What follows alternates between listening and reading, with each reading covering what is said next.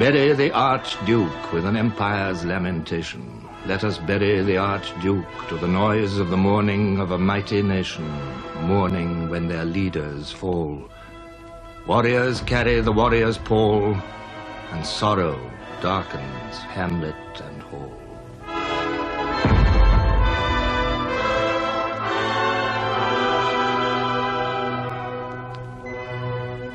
The assassin's work was done. The mortal remains of the Archduke Franz Ferdinand were returning home for burial.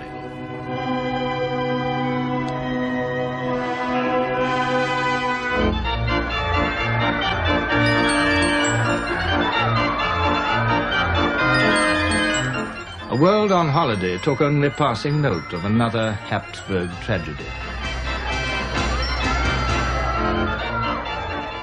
In that brilliant summer of 1914, it was, for most men, only passing notice.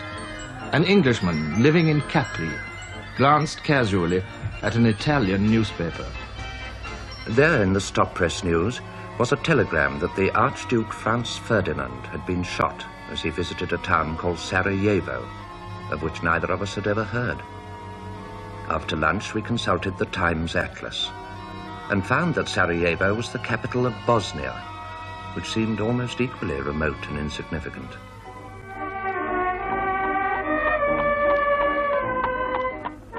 A few days later, the same man, traveling through Paris back to England, bought a French paper at the Gare du Nord. There was an article in it headed Sarajevo, and for a moment, so faint had been the original impression, I wondered where I had seen that name before. Sarajevo, Sunday. After the crime, reprisals. Violent anti-Serb demonstrations have taken place. More than 200 Serb houses have been sacked and their occupants maltreated. Martial law has been proclaimed.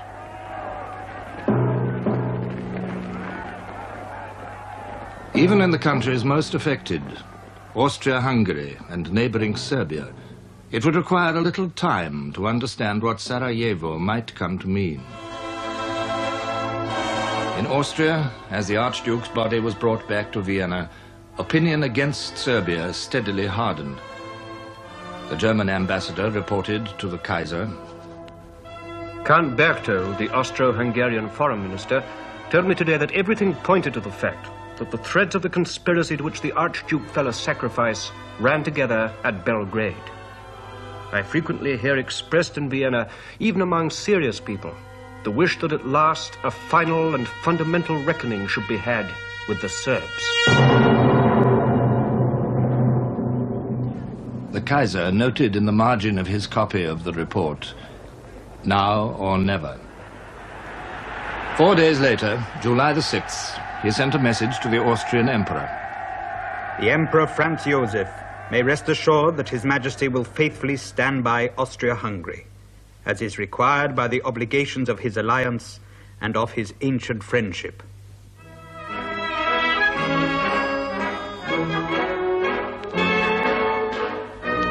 And with that, on that same day, the Kaiser set off in the imperial yacht for a summer cruise in Scandinavian waters.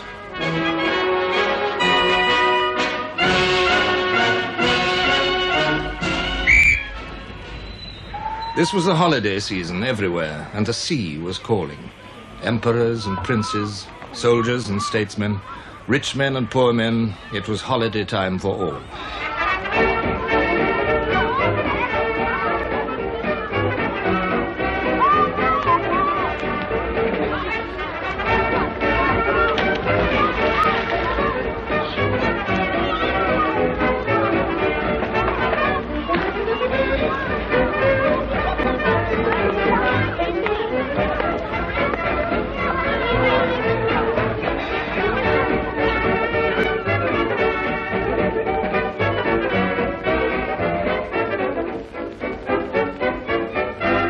But while they relaxed with summer pastimes, the logic of power was moving towards terrible conclusions.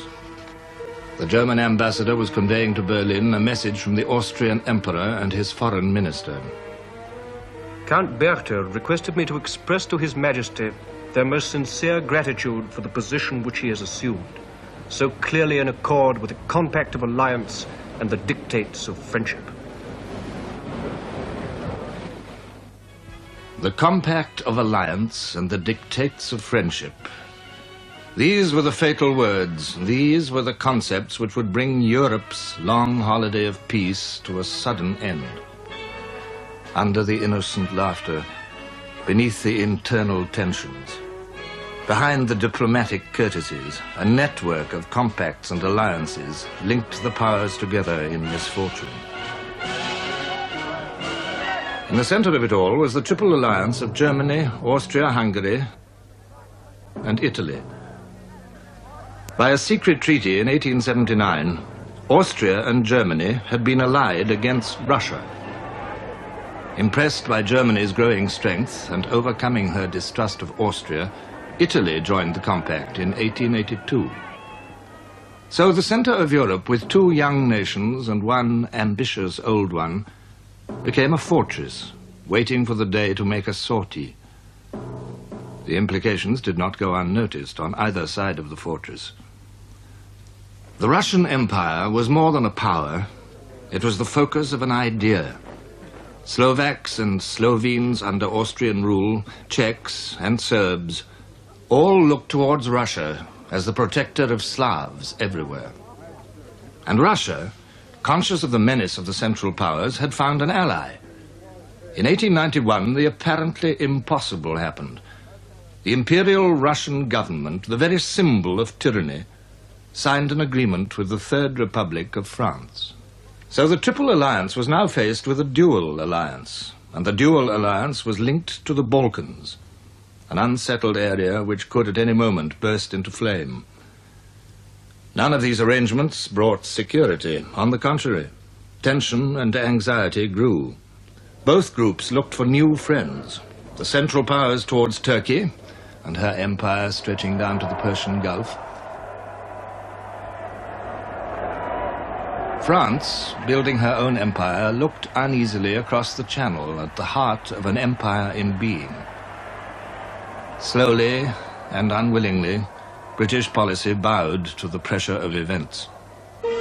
As the Imperial German Navy, based on its North Sea harbors, grew year by year, Britain's sense of safety diminished. Lord Haldane, an admirer of much in Germany, summed the feeling up. We who live on islands and are dependent for our food and our raw materials on our being able to protect their transport could not permit that protection to be threatened by the creation of naval forces intended to make it precarious.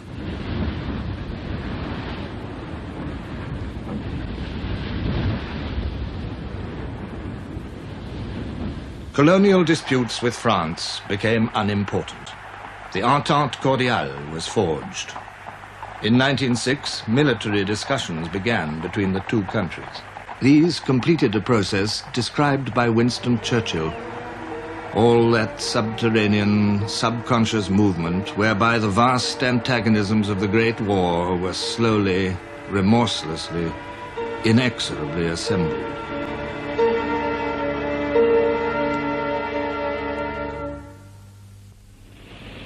Behind the summer pleasure, as an American writer says, the nations of Europe were like a file of marching prisoners chained together by their ankles, prisoners of national pride and shackled together by treaty obligations.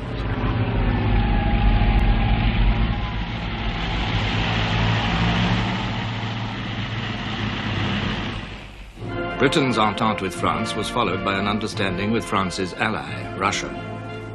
And on July the 20th, 1914, the French president, Monsieur Poincaré, arrived on a state visit to Russia, designed to strengthen that alliance. The particular purpose of this visit was to emphasize the military ties between Russia and France, which were quite precise. In 1912, the Russian General Staff had agreed that the Russians would march on the 15th day of mobilization. That was merely their advance guard, precursor of the millions who might follow. The Russian steamroller. 36 divisions of cavalry, 114 divisions of infantry, over 2.5 million men, with limitless reserves behind them. If they could be armed, if they could be equipped, if they could even be mobilized. Mostly peasants, the vast majority of the Russian soldiers were illiterate, and many of their officers little better. Few of their generals had studied war. Corruption and inefficiency went hand in hand among their officials. And at the court, there was strong pro-German feeling centered round the Tsarina. She is a cousin of the German Kaiser. She is deeply religious. She hates the fashionable world of the court. She is convinced that all Russia needs is the Tsar, the church, and the people. Be an autocrat, Nicky, she would say to her husband. The Tsar himself, the little father, is devoted to his wife and children. He is industrious, conscientious, generous, even-tempered, fatalistic, utterly without a will of his own or any understanding of the realities of international affairs. Yet the French visit served its purpose, reassuring both powers. The moment of Poincaré's departure from Russia was being closely watched.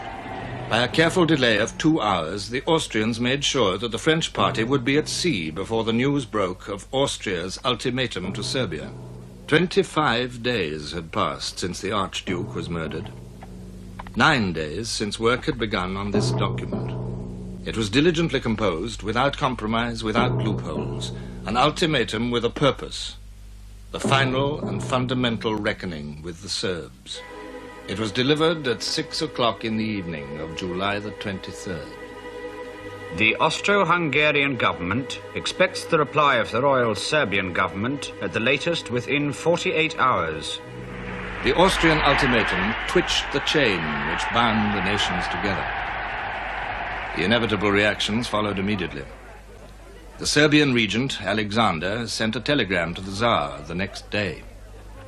At this critical moment, I echo the feelings of the Serbian people in praying your majesty to be pleased to interest yourself in the fate of the Kingdom of Serbia. And so the fuse was lit. The Kaiser was still yachting in Norway. I telegraphed repeatedly to the Chancellor and the Foreign Office that I considered it advisable to return home, but was asked each time not to interrupt my journey. When, however, I learned from the Norwegian newspapers, not from Berlin, of the Austrian ultimatum to Serbia, I started upon my return journey without further ado. The 48 hours of the ultimatum trickled away.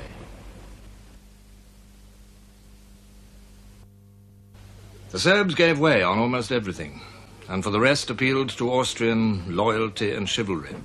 But the Austrian ambassador in Belgrade packed his bags and left. On July the 28th, Austria-Hungary declared war on Serbia. The Tsar promised the Serbs his support, and on the 29th, Russia proclaimed mobilization along the Austrian frontier. The German Imperial Chancellor, Bethmann Hollweg, instructed the ambassador in St. Petersburg, kindly call attention to the fact that further confirmation of Russia's mobilization measures would force us to mobilize. And in that case, a European war could scarcely be prevented.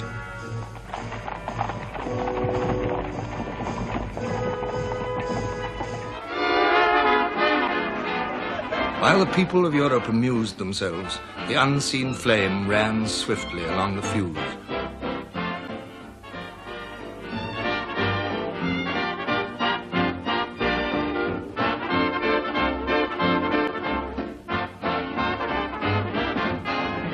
The moment of mobilization in each country was the moment when the war plan took effect. Nowhere was this clearer than in Germany, for Germany had become the prisoner of her plan. The Schlieffen Plan had existed since 1905. General Field Marshal Count Alfred von Schlieffen, Chief of Staff for 18 years, had devoted his mind to one problem: the danger to Germany created by the Franco-Russian agreement. War on 2 fronts, east and west. He assumed that the Russian giant would move slowly. The French might move fast. His answer to the problem was simple: smash the French before the Russians entered the field. So one army, only 250,000 men, would join the Austrians to contain the Russian threat. 7 armies, over 1.5 million men, would fall on France. By sheer weight and speed, they would beat her to her knees in 40 days, and then turn eastward. The difficulty was how to get at France. A strong line of well-planned fortresses lay along the frontier. Von Schlieffen's answer was couched in the grand manner.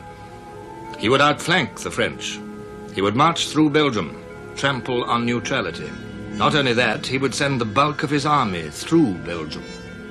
A mere handful would face the French along the frontier, and all the rest, over 1 million men, would go for a vast encirclement of the French army. Through Brussels, southwestwards across the Seine, round Paris itself, then eastward towards Germany again to attack the French forces from behind. Now von Schlieffen was dead, but the whole vast apparatus of his plan was poised to move.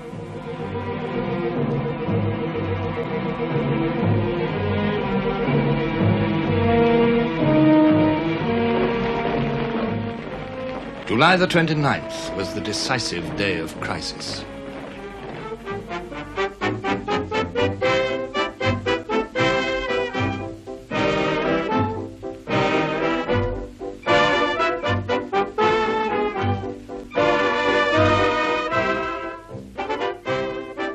Many things now became apparent. The meaning of mobilization, the powerlessness of individuals, the significance of Belgium. This, above all, was a question for Britain, bound by treaty to uphold Belgian neutrality. But Britain had another preoccupation, Ireland. Irishmen were drilling, waiting, importing arms. The Liberal government, backed by over 80 Irish MPs in the House of Commons, was determined to give home rule to Ireland. The Conservative opposition, headed by Sir Edward Carson, supported the resistance of the North. Ulster Protestants violently opposed a measure which would subject them to the Catholic South.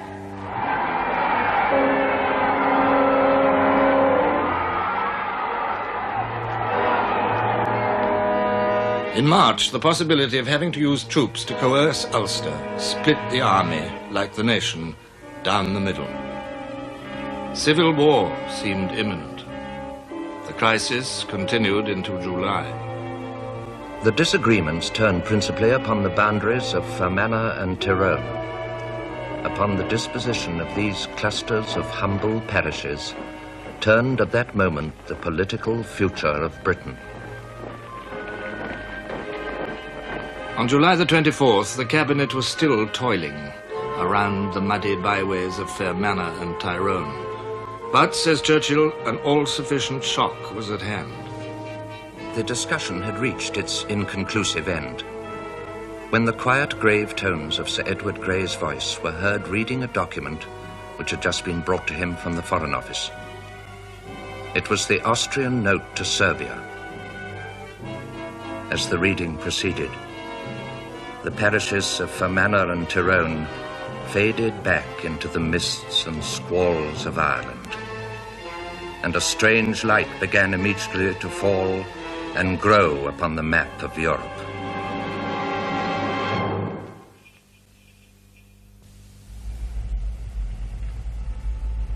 By the fatal 29th of July, even the man in the street had wind of what was brewing. On that day, the British Foreign Secretary, Sir Edward Grey, interviewed the German ambassador in London. I said the situation was very grave. While it was restricted to the issues at present actually involved, we had no thought of interfering in it. But if Germany became involved in it, and then France, I did not wish him to be misled by the friendly tone of our conversation into thinking that we should stand aside. The question of British action was becoming acute. Germany entertained a healthy respect for British power. The Royal Navy's grip on the world's trade, the financial grip and resources of the City of London, the potential of British industry, the raw materials of the empire, the actual possession of riches and might for which Germany was still striving.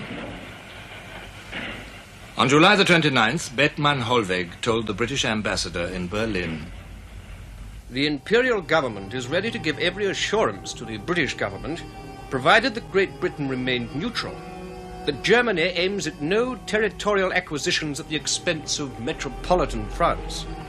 As regards Belgium, I can state that provided that Belgium does not take sides against Germany, her integrity will be respected at the end of the war. For those who cared to read, the writing was on the wall. It was noted in the Foreign Office that Germany practically admits the intention to violate Belgian neutrality. Foresight and happy chance now came together. That month, at Spithead, on July the 18th, the British fleet had assembled for a royal review. The Royal Navy was the mistress of the seas.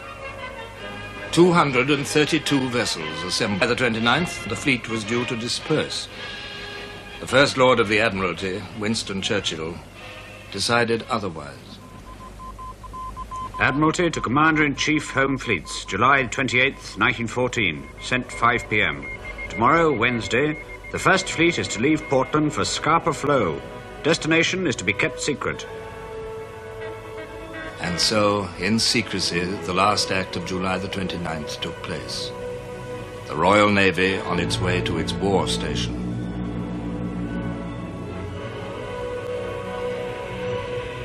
We may now picture this great fleet, scores of gigantic castles of steel wending their way across the misty, shining sea, like giants bowed in anxious thought.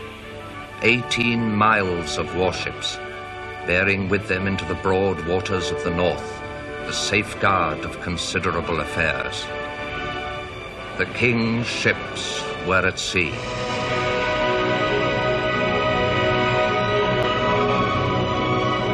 With the fleet at Scapa Flow, the British government could breathe more easily.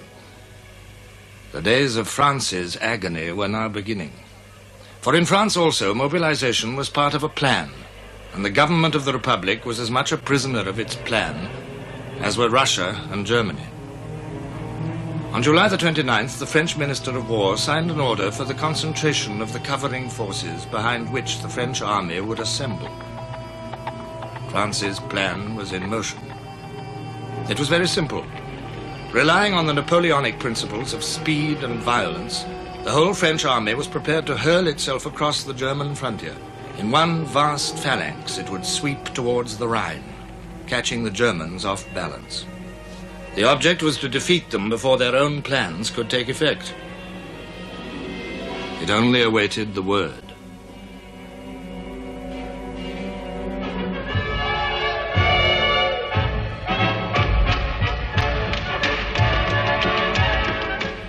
The last hours of July were running out, and Europe's last entertainments with them. British people were still going off for continental holidays, but the flame on the European fuse had nearly reached the powder.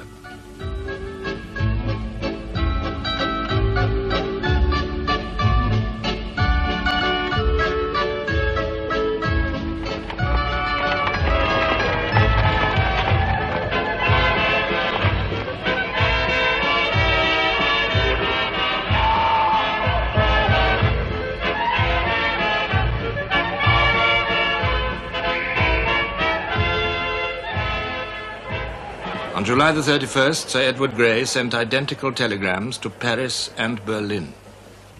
I trust that the situation is not irretrievable. But in view of prospect of mobilization in Germany, it becomes essential to ask where the French government is prepared to engage to respect neutrality of Belgium, so long as no other power violates it. A similar request is being addressed to the German government. It is important to have an early answer.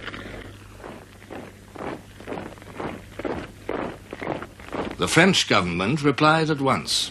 They would respect Belgian neutrality, unless violated by another power. Germany did not reply directly.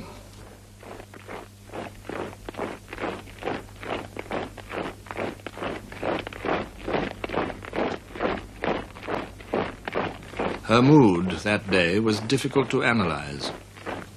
A British diplomat in Berlin was watching it closely. The people looked serious, but not in any way depressed. The song Deutschland über alles was continually heard. Otherwise, there was very little evidence of Jingo sentiment. There was a feeling difficult to describe of something like electricity in the air. In the neighborhood of Berlin, the stations are surprisingly empty. In the suburbs, where one ordinarily finds large crowds, the streets are empty. A serious expression marks the travellers. Certain acts of the German government heightened the tension. 1:45 p.m., Germany declares a state of danger of war, the immediate prelude to full mobilization. 3:30 p.m., the German government addresses Russia and France. Russia is told that unless she demobilizes within 12 hours, full mobilization in Germany will follow. The German ambassador in Paris is told that mobilization means war. France is asked for guarantees of neutrality. Events were moving rapidly out of the control of monarchs and statesmen. The spectre of war was no longer an imagination of cranks, but obvious to all, solid and menacing. In Paris, sensation followed sensation. There was the trial of Madame Caillot, wife of the combative, controversial socialist ex-premier. In this drama of love and politics, a beautiful woman has shot dead the editor of Le Figaro because he had wronged her husband and published a number of his political and love letters. The story of an intrigue almost beyond the novelist's imagination, this trial has magnetized all France. But on July the 28th, astoundingly, she was acquitted of murder. Riots broke out in the streets. Then Jean Jaurès, the socialist leader, was assassinated, and cavalry on their way to war stations were detained in Paris for fear of revolution. Thousands gathered outside the banks. The Bank of France announced that it would pay out no more than 50 gold francs a fortnight to each depositor. In Germany, there was a panic run on gold. All through July, the stock exchanges quivered. The British Chancellor of the Exchequer, Mr. Lloyd George, wrote, "On the 27th, the volume of selling became such that the foreign exchange market in New York gave way. From New York, this breakdown spread to other foreign exchanges generally. It affected Britain to a special degree, since London was the financial center of the world. In the last week of July, there was every prospect of such a crash in London as had never been known." On July the 31st, as war evidently came nearer, Lloyd George told his friend, Lord Riddle, "All the bankers and commercial people are begging us not to intervene. The governor of the Bank of England said to me, with tears in his eyes, 'Keep us out of it. We shall all be ruined if we are dragged in.'" On that day, Friday the 31st, the stock exchange closed. The bank rate went up to 8%. The Bank of England asked for permission to issue notes instead of gold. The oppression of imminent catastrophe lay on all men.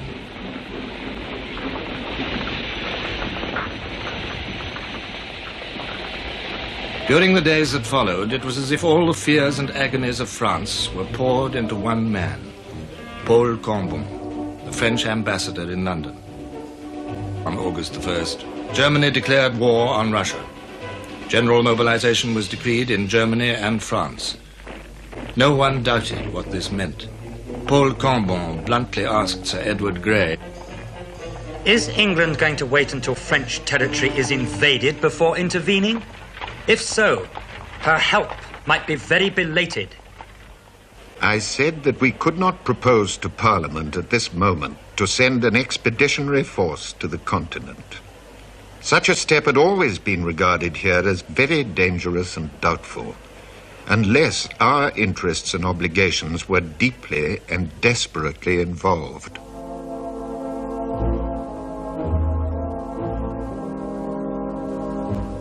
In Berlin, the Kaiser had persuaded himself that Britain would remain neutral, and therefore that France would not fight. He called for champagne and summoned his chief of staff, von Moltke. Now we need only wage war against Russia. So we simply advance with the whole army in the east. But it was too late.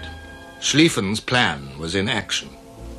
German patrols had already entered neutral Luxembourg.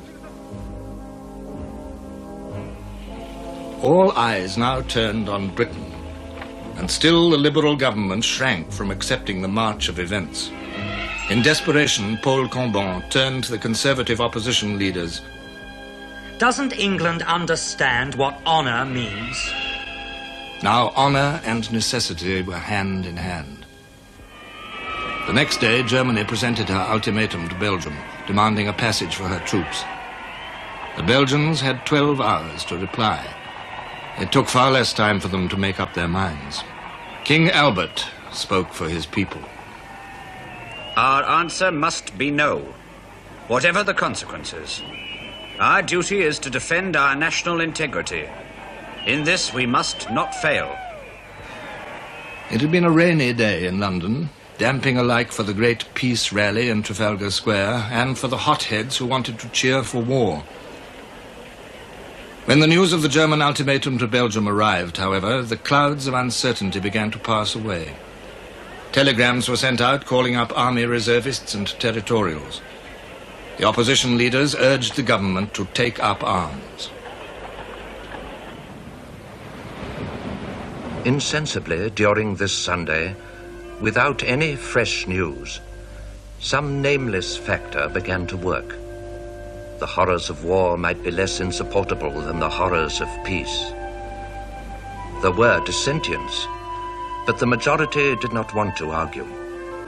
Argument never makes headway against conviction, and conviction takes no part in argument because it knows.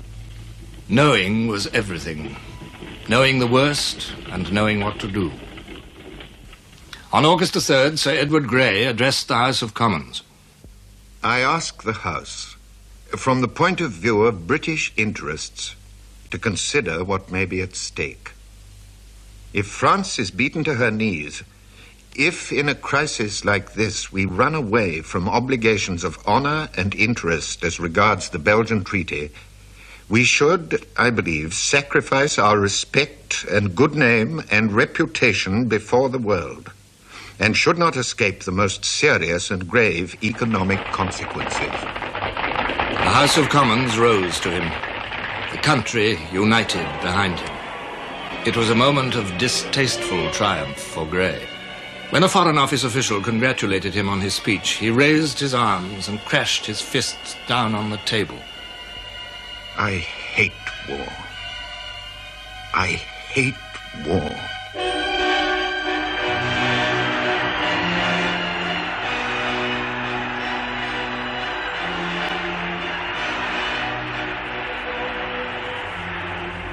God grant we may not have a European war thrust upon us. And for such a stupid reason, too. No, I don't mean stupid.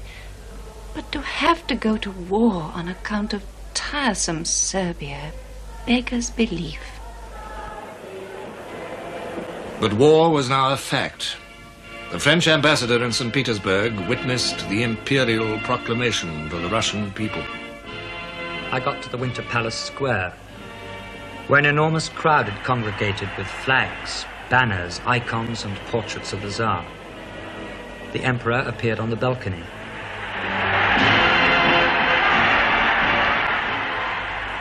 To those thousands of men on their knees at that moment, the Tsar really was the autocrat appointed of God, the military, political, and religious leader of his people, the absolute master of their bodies and souls. Germany declared war on France on August the 3rd. The Kaiser had already addressed his people.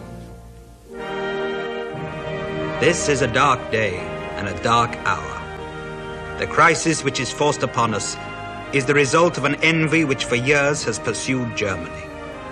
The sword is being forced into my hand. This war will demand of us enormous sacrifice in life and money. But we shall show our foe what it means to provoke Germany. The French declaration of war followed at once. It was a lovely afternoon in Paris, but what was the matter? That was the second woman hurrying by who seemed to be crying. Motors whizzed past, driven by men with strained, set faces. No taxi driver would stop. They were all returning to the garages. We turned. There, on the walls of the Palais Bourbon, still wet from the bill-poster's brush and shining in the sun, was the order for the general mobilization. It was to be war after all. Britain's vigil was almost over. On August the 4th, the Prime Minister wrote in his diary, We got the news that the Germans had entered Belgium. This simplifies matters. So we sent them an ultimatum to expire at midnight, requesting that they would respect Belgian neutrality. The whole thing fills me with sadness. While the hours ran out in London, crowds gathered in front of the German embassy and along the Mall. Expectation was in the air, an electrical excitement. The whole crowd, solid up to the railings of the palace, was silent, save for a murmur as of bees in a hive. Then suddenly, away to the right, came the singing of the national anthem, and from away to the left, a roar of cheering. Like great winds blowing when they listed, these storms rose and died and broke out afresh.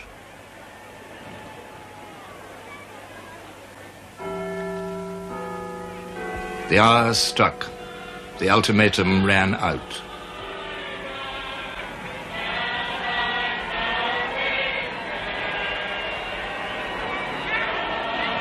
Standing at a window overlooking St. James's Park, watching lamplighters in the summer dusk, Sir Edward Grey pronounced the obituary of peace.